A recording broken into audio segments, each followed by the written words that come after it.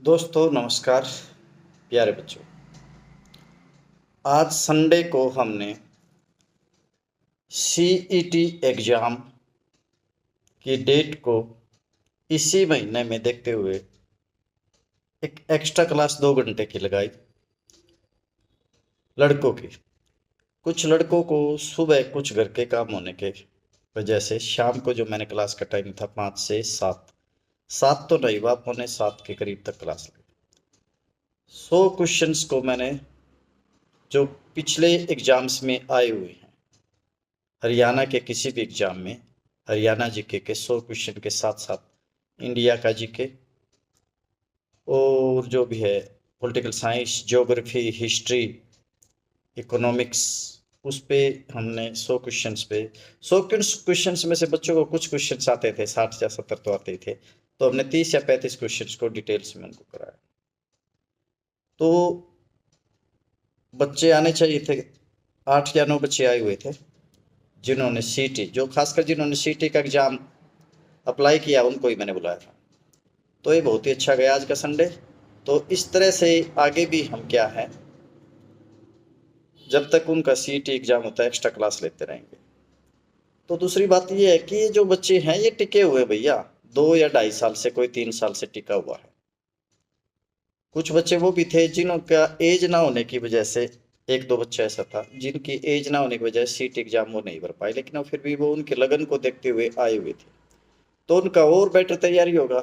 लेकिन उनका जो है सी एच एस एल ने जिन बच्चों की अभी 18 एज नहीं थी, जनवरी 2026 मांग का क्राइटेरिया है, तो वो बच्चे भी आए हुए थे। उनका अच्छा सीईटी, जैसे सीईटी हो गया, सीएचएसएल हो गया, एमटीएस हो गया, जीडी हो गया, तो +2 लेवल के जो भी एग्जाम है एक साल में 10 या 12 मौके मिलते हैं।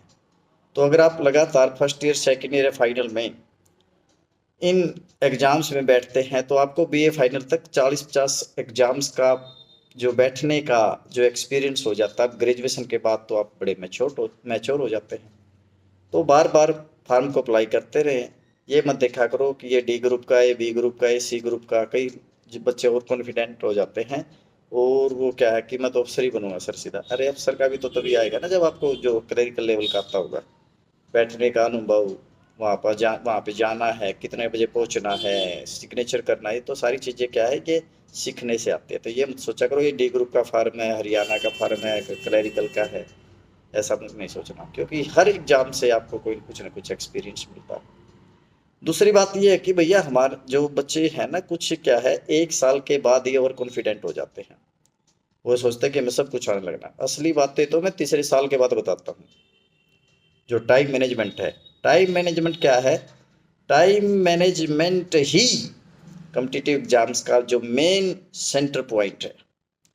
ये टाइम मैनेजमेंट आता सिलेबस आने के बाद, हर एक क्वेश्चन को किस तरह से शॉर्ट तरीके से करना है।